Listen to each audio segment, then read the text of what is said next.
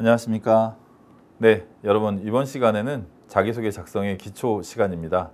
여러분들하고 자기소개 작성을 할 때 어떤 부분이 가장 중요하고 인사 담당자가 선호하는 이미지가 뭔지 같이 보도록 하겠습니다. 특히 기업에서 알고 싶은 것, 또 기업 관점에서의 자기소개 작성법, 그리고 결론 순으로 말씀을 드리겠습니다. 먼저 과거와 현재의 비교입니다. 과거에는 자기소개를 이런 식으로 물어봤습니다. 지원 동기가 뭐죠? 성장 과정이 뭡니까? 이렇게 단순하게 물어봤습니다. 근데 요즘에는 그렇게 물어보는 회사가 많이 없죠. 어떻게 물어보냐면 어떤 일을 하고 싶은지, 또 어떻게 준비해 왔는지, 또 입사 후 이루고 싶은 목표와 어떠한 준비와 노력이 필요하다고 생각하는지, 즉 어떠한이라는 것이 가장 중요한 시대가 됐습니다. 그러니까 회사가 결과를 보는 게 아니라 결과보다는 과정을 더 중요하게 보는 그런 트렌드로 바뀌고 있습니다. 즉 이 사람이 성과를 내는 것도 중요하지만 그 성과에서 어떻게 자기가 가는 분야에 대해서 준비를 해왔는지, 그 과정을 통해서 이 사람의 성향이라든지 태도라든지 습관이라든지 이런 거를 주로 보는 시대가 됐습니다.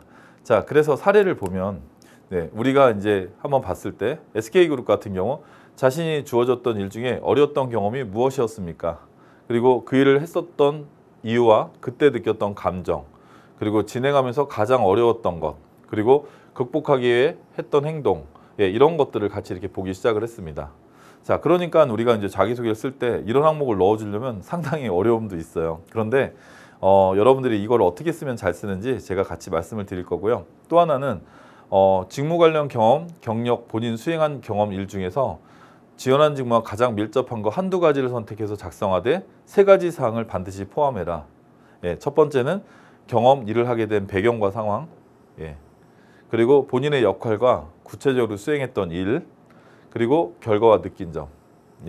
그러니까 자기소개가 이렇게 결과와 느낀 점까지 이렇게 보여주게 됩니다.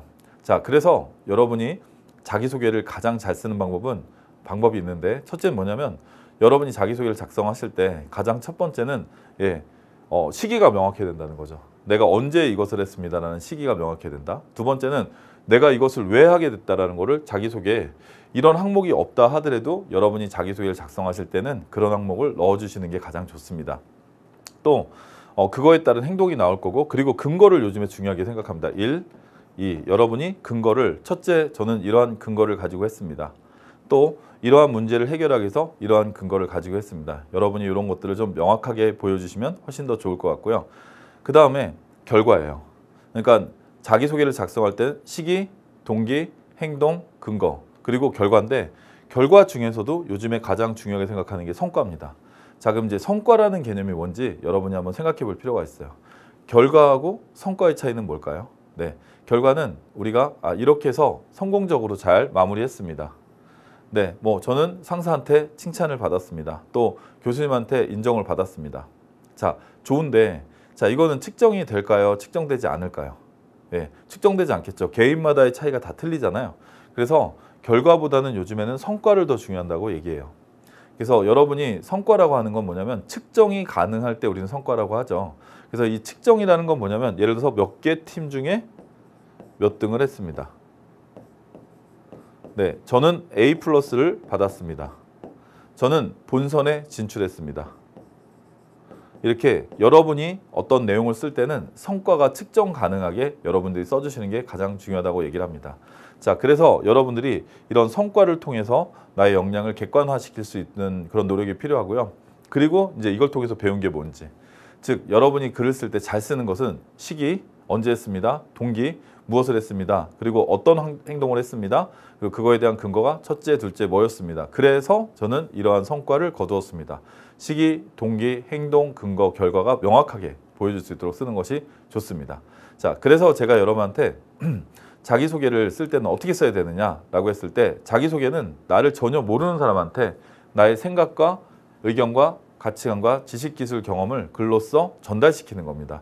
그러니까 나를 전혀 모르는 사람한테 글을 쓸 때 어떻게 써야 될까요? 쓰는 방식이 있겠죠. 자, 첫 번째는 뭐냐면 자기소개를 쓸 때는 쉽게 써야 된다는 거죠.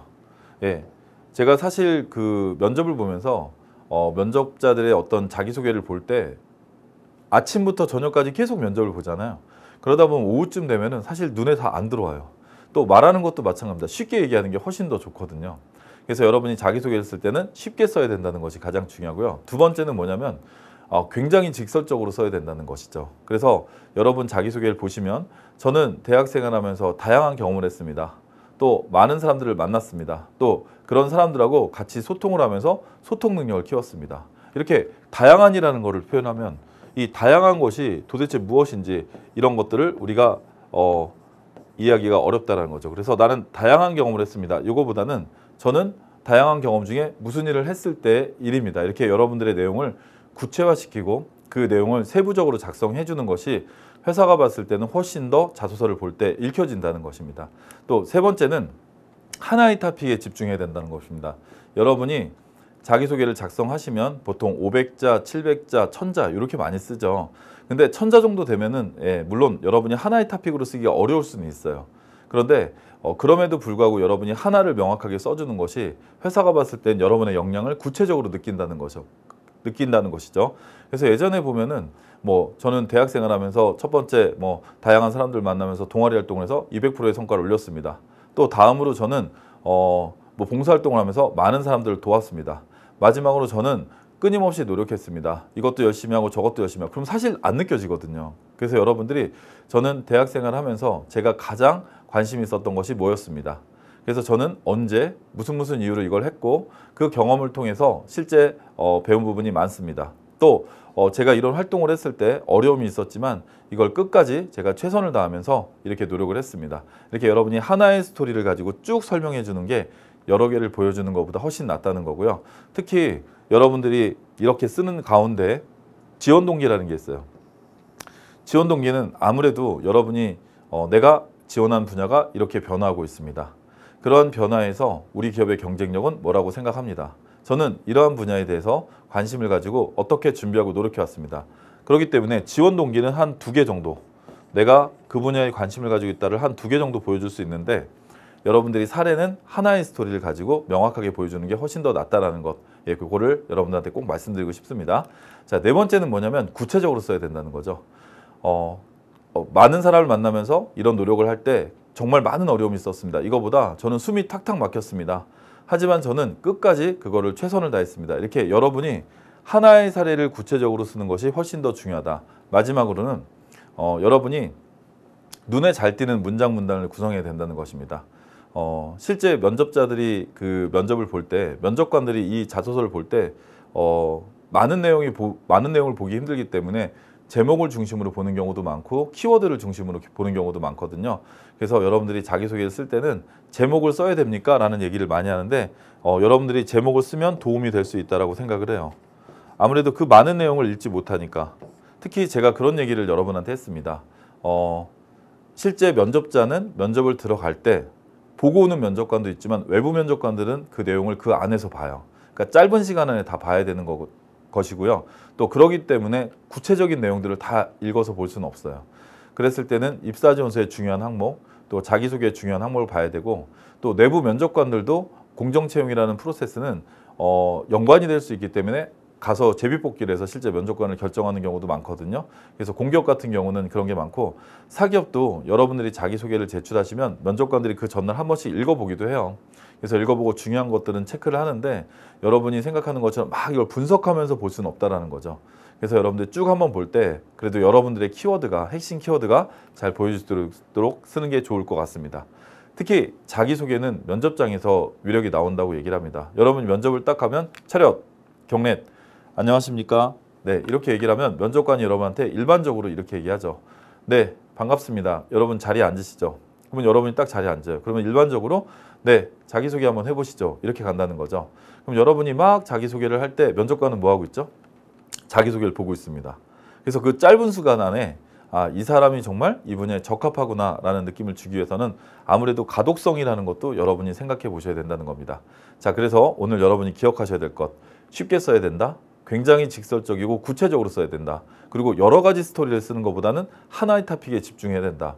그리고 눈에 잘 띄는 문장 문단을 구성해야 된다. 그래서 데이터나 숫자 같은 거를 일부 활용해 줄 땐 조금 더 눈에 돋보일 수 있습니다.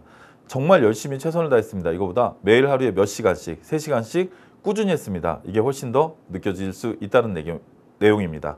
그래서 여러분들이 자기소개를 잘 작성하셔서 면접장에서 여러분의 실력을 발휘하셨으면 좋겠습니다. 감사합니다.